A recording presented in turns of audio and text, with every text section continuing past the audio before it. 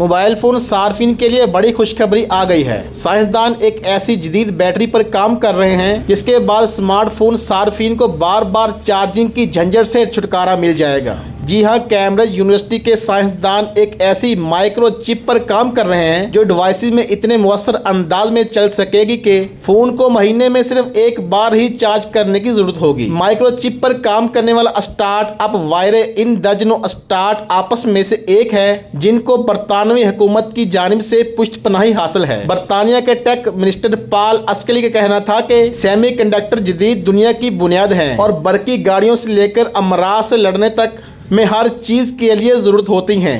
वायरे की micro chip जो smartphones की बैटरी के दौरानियों को बेहतर कर सकती है। कैम्ब्रिज यूनिवर्सिटी के रियाजी के मुहक्किकीन का ख्याल है ये ख्याल सिलिकॉन चिप प्रोसेसर के ऐसे डिजाइन पर मबनी है जिसको चलने के लिए तकरीबन सिर्फ तवन्नाई की जरूरत होगी, जिसका मतलब है कि बेहतर बैटरी की कम जरूरत होगी। अगर आप हालात हाल से बाखबर रहना चाहते हैं तो हमारे YouTube चैनल को सब्सक्राइब कीजिए और Facebook चैनल को फॉलो कीजिए। शुक्रिया।